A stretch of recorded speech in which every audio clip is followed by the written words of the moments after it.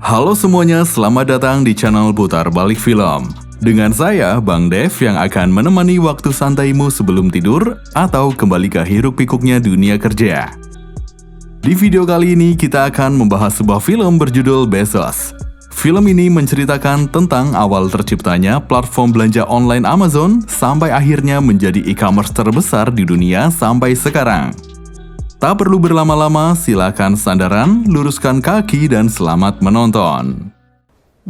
I'm just getting started. So that's when I invented the Superstore. You're the past, and I'm the future.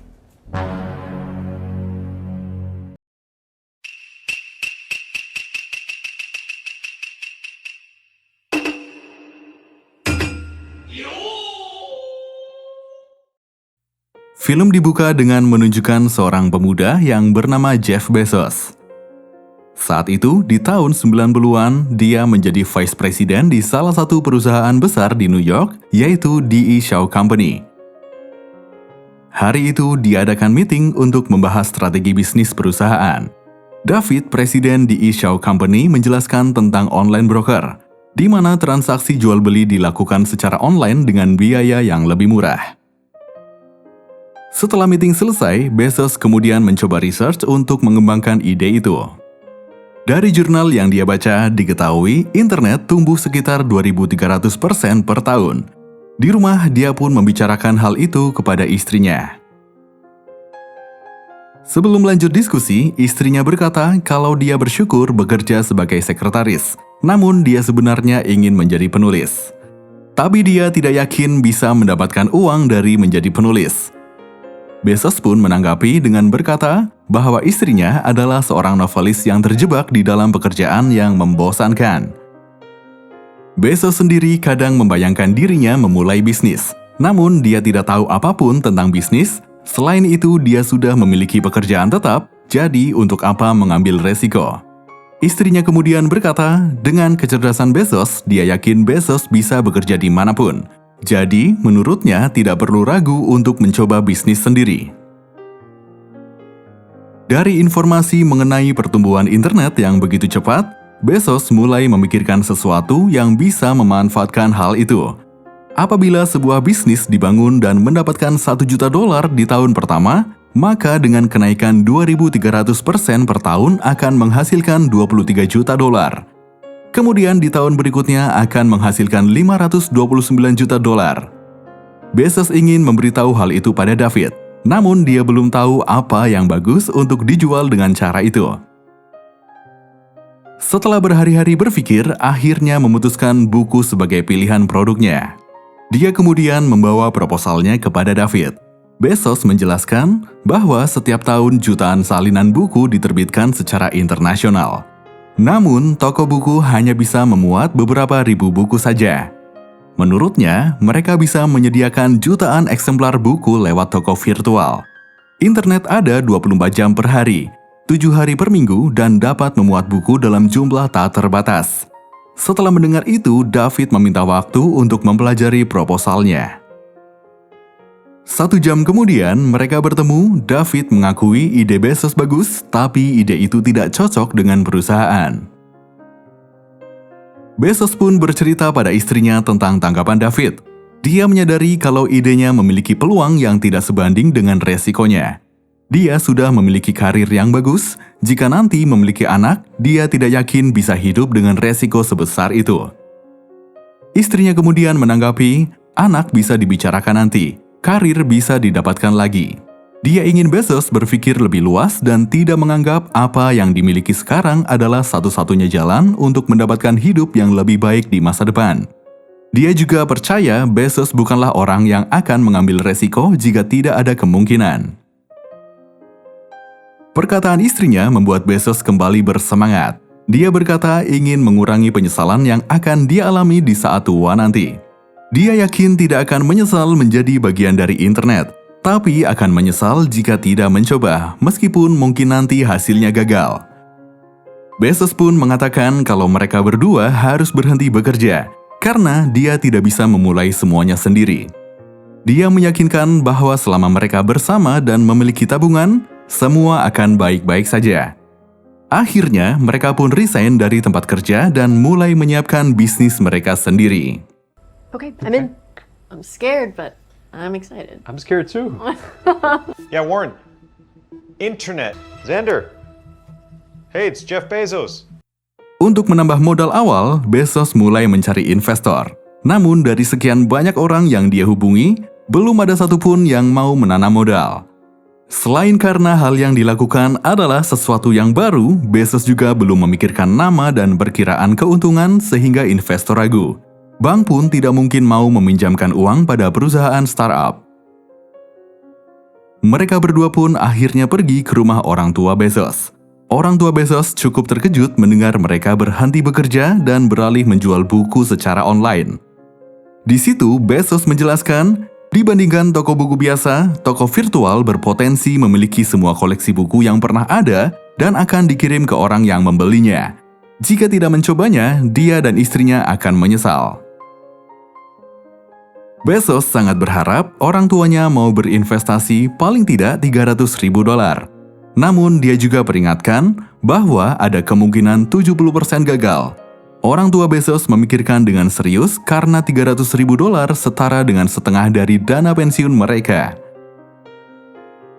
Lalu esoknya, ayah Bezos berkata tidak bisa berinvestasi dengan alasan keterbatasan uang. Namun dia percaya Bezos bisa mewujudkan mimpinya. Jadi dia memberikan sedikit tabungan miliknya untuk Bezos. Setelah itu, Bezos dan istrinya mulai mencari tempat baru untuk memulai bisnis mereka. Dengan mempertimbangkan pajak, biaya hidup, tenaga kerja, dan akses ke pelabuhan, akhirnya mereka memutuskan pindah ke kota Seattle, Washington. Singkat cerita, Bezos kemudian mendapatkan inspirasi nama untuk perusahaannya, yaitu Kadabra.com. Dia juga sudah merekrut 2 pekerja untuk membuat websitenya. Mereka adalah Paul dan Shell. Dengan harga murah, Bezos mendapat rumah dengan garasi yang cukup untuk membuat kantor sederhana. Bezos berkata kalau dia terinspirasi dari Apple, Dell, dan Sydney yang juga memulai dari garasi. Dia lalu menjelaskan rencananya dan website seperti apa yang ingin dibuat. Berdasarkan research, situs belanja online kebanyakan mengirim lewat pos. Setelah pesanan diproses, akan dilakukan pembaruan status ketersediaan produk. Bezos ingin Kadabra.com fokus menjual buku dan memuat 7 keterangan, yaitu dikirim dalam 24 jam, 3 hari, 1-2 minggu, 4-6 minggu, belum dipublikasi, kehabisan stok dan judul yang sulit ditemukan dikirim dalam waktu 3 bulan. Selama Paul dan Shell membuat websitenya, Bezos akan mengumpulkan $1 juta agar situs web mereka bisa launching saat musim panas nanti. Ternyata nama Kadabra sering membuat orang salah paham menjadi Cadaver yang artinya mayat. Bezos pun mengganti namanya menjadi Relentless.com. Akan tetapi, Bezos tetap saja kesulitan mencari investor. Hari demi hari, website dibuat sesuai arahan, Bezos tetap belum merasa puas. Dia ingin Paul dan Shell membayangkan kalau penggunanya nanti tidak pernah pakai komputer. Jadi, tampilan websitenya harus dibuat sederhana namun menarik. Tanpa Bezos sadari, ambisinya kadang membebani pekerjanya. Suatu malam, dia meminta Paul merubah website saat itu juga, padahal Paul sudah kelelahan bekerja 12 jam tanpa henti. Namun bagi Bezos, hal itu bukan masalah sebab sehari ada 24 jam yang bisa dimanfaatkan. Ternyata istrinya pun merasa kalau Bezos semakin sensitif dan bertingkah seperti bukan manusia. Selanjutnya, Bezos datang ke acara yang diadakan American Booksellers Foundation di Miami. Di acara tersebut, Bezos berkata kalau dia datang untuk belajar tentang bisnis buku karena akan meluncurkan toko buku terbesar di dunia yang bernama Relentless.com. Dia juga berkata sebuah perpustakaan yang sangat luas akan hadir secara eksklusif di internet. Tidak sedikit dari orang yang ada di sana menganggap Bezos terlalu percaya diri. Selesai acara, dia dihampiri oleh Riggio, pemilik toko buku Barnes & Noble. Riggio cukup terkesan ketika Bezos menceritakan tentang idenya. Namun, dia merasa nama Relentless terdengar aneh. Bezos menjelaskan, dalam memberi nama, dia tidak melihat dari sudut konsumen, namun berpikir dari sudut pandang pesaing. Riggio lalu berkata, Relentless tidak akan jadi besar dengan pemikiran seperti itu. Riggio memberitahu kalau Barnes & Noble akan membuka 100 toko lagi. Sebagai pebisnis buku, dia tidak tertarik untuk berinvestasi dan memberi saran agar Bezos cari bisnis lain. I think you should go find another business to look at. Frankly, it was a waste of time. Pertemuan itu membuat Bezos kacau. Dia berkata pada istrinya bahwa dia telah buang-buang waktu ke Miami, tidak ada yang tertarik dengan perusahaannya. Istrinya kemudian mengungkapkan kekecewaannya pada Bezos. Sejak pindah, mereka tidak pernah berbicara. Sekalinya berbicara, Bezos hanya berteriak. Bezos kemudian meminta maaf karena belum bisa memberikan 100% perhatiannya. Tapi istrinya berkata, dia tidak butuh perhatian 100%, dia hanya butuh sebagian saja. Bezos selalu menekankan bahwa dia menginvestasikan segalanya untuk bisnis tersebut. Istrinya pun jadi kesal, bukan hanya Bezos yang berkorban, dia juga mengorbankan segalanya. Yang membuat Bezos berubah jadi lebih sensitif ialah rasa khawatir dan takut akan kegagalan. Istrinya mencoba memahami apa yang sedang terjadi. Dia tidak meminta Bezos berhenti, tapi dia ingin Bezos sedikit lebih manusiawi. Dia tidak suka melihat Bezos sibuk dengan komputer hingga lupa ada orang lain bersamanya. Tiba-tiba Bezos terpikirkan sesuatu dan langsung pergi ke garasi. Mengabaikan perasaan istrinya, malam itu Bezos menghabiskan waktu di meja kerja untuk mencatat ide yang muncul di kepalanya. Pagi hari saat Paul dan Shell datang, Bezos meminta saran nama yang lebih menarik untuk perusahaan mereka. Paul memberi saran menggunakan awalan huruf A, karena saat itu mesin pencarian menampilkan situs berdasarkan abjad. Sambil berpikir, Bezos menjelaskan bahwa ada unsur penting yang selama ini dia lupakan dalam membangun bisnis, yaitu memprioritaskan pelanggan. Dia ingin website mereka bisa membuat pelanggan leluasa melihat buku yang dia jual. Kebebasan melihat produk, harga yang wajar, pengiriman cepat, dan pengambilan yang mudah akan menjadi strategi membangun loyalitas pelanggan. Meski terdengar sulit, Shell akan berusaha membuatnya. Setelah itu, Bezos menemui istrinya untuk meminta maaf. Istrinya berkata tidak butuh permintaan maaf karena mengurus bisnis. Dia ingin Bezos meminta maaf karena menjadi laki-laki yang kurang ajar. Dia tahu Bezos bekerja 18 jam sehari, kehilangan uang, hampir tidak makan, tidur dan mandi, tapi hal itu tidak membenarkan Bezos mengabaikan istrinya. Setelah Bezos mengakui kesalahannya, hubungan mereka pun membaik. Singkat cerita, Paul dan Shell sudah berusaha membuat website sesuai yang diminta. Tapi Bezos belum puas dengan hasilnya. Dia ingin tampilannya sederhana dan menawan yang bisa membuat pelanggan tersenyum. Singkat cerita, mereka pun kedatangan satu pegawai baru bernama Nico. Saking sederhananya kantor mereka, Nico menyebut kantor mereka seperti tempat pembuangan sampah. Selanjutnya, Paul memberitahu masalah lain yang harus dihadapi. Katanya, distributor buku memiliki aturan minimal 10 buku dalam sekali pembelian. Membayar 10 untuk satu pesanan, artinya mereka akan menghabiskan cadangan kas dalam waktu kurang lebih 3 bulan. Bezos selalu bertanya tentang cara pembayarannya. Shell menjawab pembayaran dilakukan ketika buku diterima. Bezos pun mendapatkan celahnya. Dengan sistem seperti itu, pemesanan minimal 10 tidak berlaku karena mereka hanya perlu membayar sesuai jumlah buku yang datang. Untuk percobaan, dia membuat pesanan 9 buku yang sudah tidak cetak dan 1 buku lain terbitan baru. Dari 10 yang dipesan, seharusnya hanya dikirim 1 buku dan hanya perlu bayar 1 buku.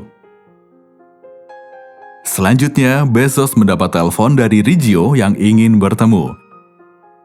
Ketika kemudian mereka bertemu, Riggio mengatakan bahwa dia tidak suka Bezos mengklaim bisnis yang baru akan dibangun adalah toko buku terbesar di dunia. Sebab pada kenyataannya, gelar toko buku terbesar masih dipegang oleh Barnes & Noble. Akan tetapi, Riggio juga tidak masalah jika memang ada toko buku besar lain yang mengalahkannya. Riggio membangun Barnes & Noble dari toko buku kecil yang dia beli. Meski dalam prosesnya banyak yang meragukan, Riggio terus melanjutkan bisnisnya sampai bisa memiliki ratusan cabang. Karena itulah, Riggio tidak suka Bezos membual seenaknya tentang sebutan toko buku terbesar.